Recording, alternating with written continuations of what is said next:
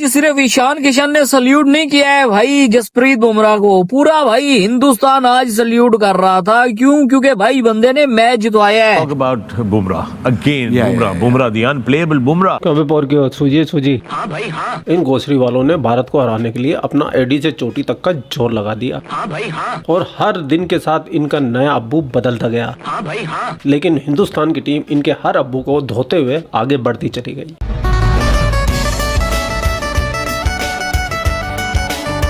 कोई मुंह में नहीं लेगा, अब कोई न्यूजीलैंड को बाप नहीं बनाएगा।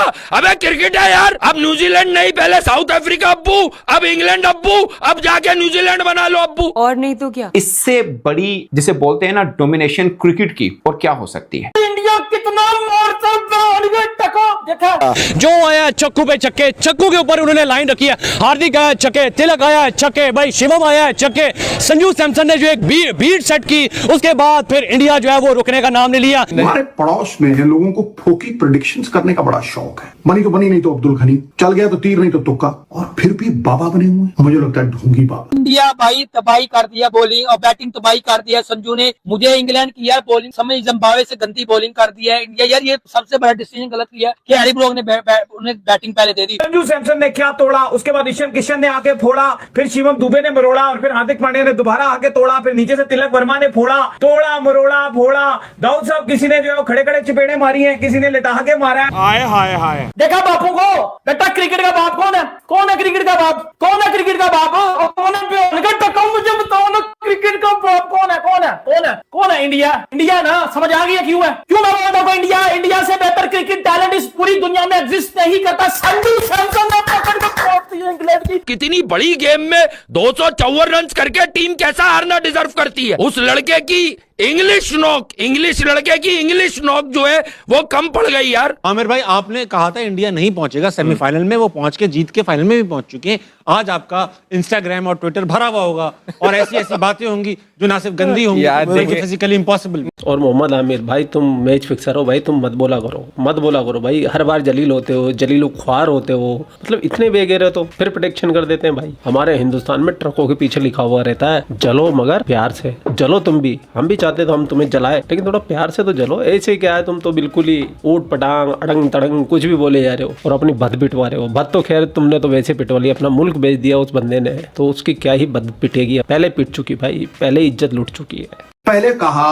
कि भाई भारत क्वालिफाई नहीं होगा, सेमीफाइनल्स तक नहीं पहुंचेगा, वेस्ट इंडीज आगे जाएगी और उनके साथ साउथ अफ्रीका आगे जाएगी। संजू सैमसन की कमबैक क्या हुई, दोनों टीमों की गो बैक हो गई। और आज कहा सेमीफाइनल में इंग्लैंड जीतेगा तो इंग्लैंड की भी गो बैक हो। तो यार प्रेडिक्शन से नहीं, ऐसे फैसले मैदान जंग में हो। भीख मांगने से कोई तख्तो ताज थोड़ा ना मिलते हैं गुरु, थोथा चना बाजे घना है ना। अभी किसी ने नोट किया इस मैच में 34 छक्के लगे, 34 छक्के और तकरीबन 40-41 चौके लगे इस मैच में। अब आप इससे अंदाजा लगा लें। थोड़े दिन पहले इन्होंने वेस्ट इंडीज वालों को अपना अब्बू बना रखा था। अहमद भाई, कल के 2 मैचेस हैं, इंडिया वेस्ट इंडीज से खेलेगा, मेरी टीम जिम्बाब्वे साउथ अफ्रीका से खेलेगा। आमिर भाई, अब सारा ध्यान जो है ना हमारा इस चीज पे, एक ही प्रेडिक्शन पे सारा ध्यान, वो है वेस्ट इंडीज सेमीफाइनल में जाए। ख्वाहिश है कि कल इंडिया हारे या आपकी एनालिसिस है कल इंडिया हारे? इंडिया को बड़े आराम से हरा सकता है वेस्ट इंडीज। और कलकत्ता में मैच है जो मुझे लगता है कि आराम से इंडिया को मार सकता है। और भाई साहब, पाकिस्तान के अंदर पूरा ऐसा माहौल क्रिएट कर दिया था कि भारत तो हार ही जाएगा, भारत तो नॉकआउट से बाहर हो ही जाएगा।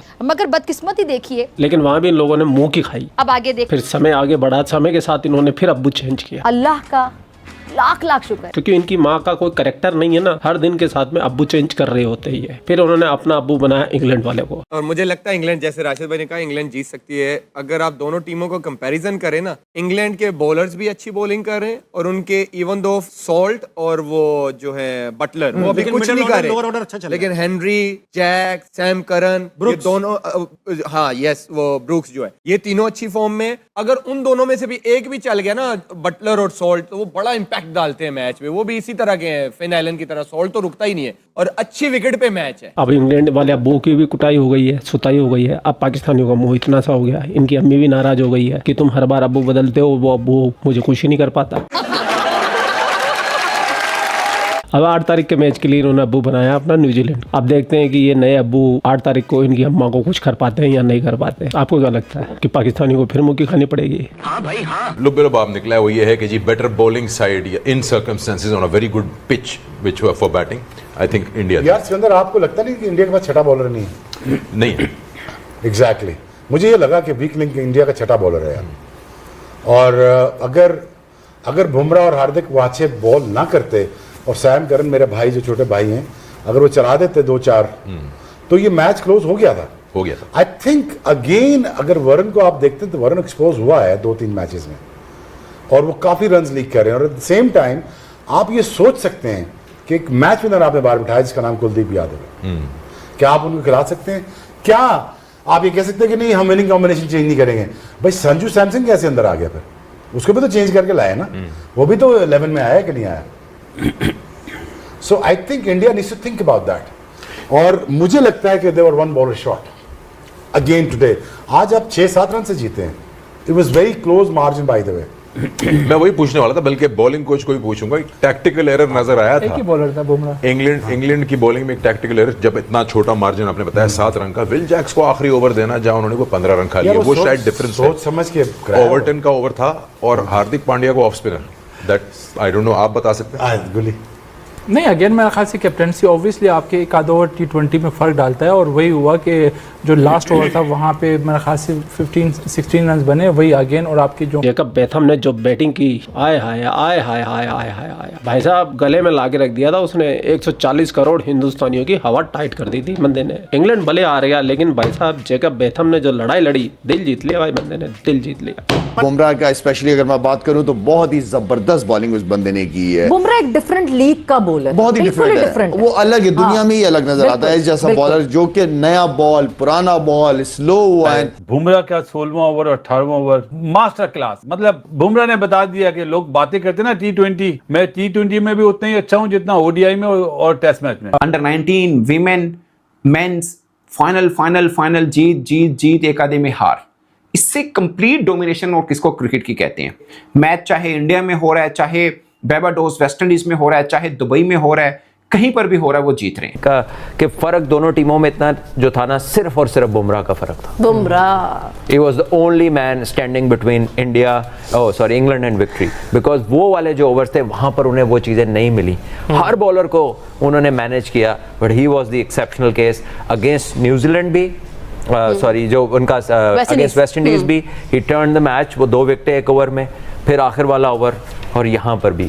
और जो वर्ल्ड कप भी फाइनल जीते थे उसमें भी ही वाज द मैन के बॉल टू बॉल। पाकिस्तान से जो मैच जीते तब भी रन बॉल चाहिए था, वहां पे आकर उन्होंने रिजवान की विकेट ली थी उस मोमेंट पे जब रिजवान वाज वेल सेट और पाकिस्तान को कोई 30 रन 30 बॉलों में चाहिए थे, around that target. So I think he has been an exception. बहुत आउट स्मार्ट करता है वो प्लेयर्स को, डिसेप्टिव है। संजू सैमसन ने इंडियन को बताया कि भाई ये 1947 नहीं है, 2026 है और ये हिंदुस्तान है। अब आपके साथ वो प्यार वाला मामला खत्म हो गया। जिस तरह उन्होंने आज उनको, संजू सैमसन को गेंद नहीं फुटबॉल नजर आ रहा था पिछले मैच में, कैच पकड़ रही थी भाई, और किस कैच पे एक से बढ़कर एक कह रहे संजू सैमसन उनका सबसे बेकार खिलाड़ी हमें लग रहा था, कि सबसे बड़ी तोप है। वो लग रहा था जैसे गौरी मिसाइल की तरह लग रहा था जाके। और जो गोरे थे वो बिल्कुल शश रह गए कि भाई ये कौन सी इंडिया की टीम है, हमने पहले भी इनसे खेला हुआ है इंटर टेस्ट सीरीज के लिए, वनडे के लिए, लेकिन ये इंडिया की टीम नई डाउनलोड हो गई है, नई डाउनलोड हो गई है। मेरे ख्याल से ऐसा सेमीफाइनल इससे पहले कभी देखा नहीं। हाई स्कोरिंग 253 रन, 7 रन से मैच हारना, जबरदस्त सेंचुरी, दोनों टीमों की तरफ से बैटिंग आउट क्लास। बॉलिंग नजर आई है कि दोनों टीमों के पास वीक थी, लेकिन साफ फर्क नजर आ रहा था बुमराह का। बुमराह ने जैसे बॉलिंग की है और साथ फील्डिंग जैसे इंडियन टीम ने आज की है ना, अनबिलीवेबल और टॉप क्लास क्रिकेट हुई है। इंडिया को क्रेडिट जाता है कैप्टनसी और उनकी फील्डिंग। जो कैप्टनसी में उसने 16वां ओवर बुमराह से करवाया, 18वां ओवर कराया, उसने मैच को बिल्कुल ही वन साइड कर दिया। मैं लास्ट ओवर पे तो आना ही नहीं चाह रहा कि 22 रन बने डूबे के, लेकिन जो 16वां ओवर और 18वां ओवर करा वो ब्रिलियंट कैप्टनसी। और मेरे ख्याल है मेरा man of the match Bumrah है, दिया गया उसको संजू सैमसन को। वो संजू सैमसन ने भी कहा जब उनको मैन ऑफ द मैच मिला तो उन्होंने भी ये बोला कि एक्चुअल में मैन ऑफ द मैच आज के मैच में वो बुमराह को होना चाहिए, जो क्रूशियल ओवर्स उन्होंने आके कराए। कामी, आपको ये लगता है कि ऑलराउंडर्स ये होते हैं, शिवाम दुबे ठीक है उन्होंने एक ही ओवर किया लास्ट वाला आके, लेकिन बैटिंग में क्या जबरदस्त उनको आज प्रमोट किया गया, उनको ऊपर भेजा, कैप्टन नहीं आए, और उन्होंने आके जैसे अदील रशीद, जिन पे इंग्लैंड की टीम रिलाई कर रही थी कि हमें विकेट्स दिलाएंगे, वो अच्छा मैचअप था। वो बिल्कुल जबरदस्त था, मैचअप नहीं था, वो बैटिंग ऑलराउंडर है, हमारी तरह बॉलिंग ऑलराउंडर नहीं है कि एकदम 4 पे आके वो वैसे इम्पैक्ट परफॉर्मेंस वो ऐसी दिखाए। और एक्सीलेंट डिसीजन, और आदिल रशीद को अंडर प्रेशर किया। अगर दुबे वहां पे ना आता तो शायद उसको 40 के बजाय 30 रन होते, रन कम हो जाते, एक आधी विकेट और ले जाता। तो दुबे ने वैसे ही वो खेला, वो तो रन आउट ना होता तो मेरे ख्याल से 270 प्लस रन हो जाने थे जैसे वो खेल रहा था। लेकिन ये है कि बुमराह की जैसे बॉलिंग है, विल जैक्स का जो कैच वहां पे टर्निंग पॉइंट मैं समझता हूँ, ठीक है संजू का कैच निकला, संजू तो आज पहले ओवर में ऐसे ही आया था कि जैसे कैलकाटा में 97 पे नेट आउट था ना, वहीं से उसने स्टार्ट किया, 0 से नहीं किया। ऐसी फॉर्म लग रही थी, और फॉर्म कितनी ब्लेसिंग है, वो उसका पूरा फायदा उठा रहा है। तो बैटिंग क्लास नजर आई है दोनों टीमों की तरफ से, लेकिन बॉलिंग का जो आप कह रहे हैं फर्क नजर आ रहा है, सिर्फ फर्क देखें क्वालिटी है, क्वालिटी बुमराह के पास भी है ना, इसी पिच पे उसने बॉलिंग की है, ओवर करके दिखाए हैं ना, किस पे वो कामयाब रहा, 16वां और 18वां ओवर यॉर्कर की है उसने। यॉर्कर वाहिद है कि डेप्थ बॉलिंग में आप बचा सकते हैं, बड़ी हिट बचाने से उनसे भी नहीं लग रही थी, अगर वो यॉर्कर ना लगते तो शायद एक ओवर पहले मैच खत्म हो जाता। संजू जिस तरह से बैटिंग की है ना, वो तो कंप्यूटर में बैटिंग कर रहा था जैसे, स्पिनर हो, पेसर हो, उतने मोमेंटम इतना तेज कर दिया ना, जो आमिर ने बताया कैच छूटने के बाद।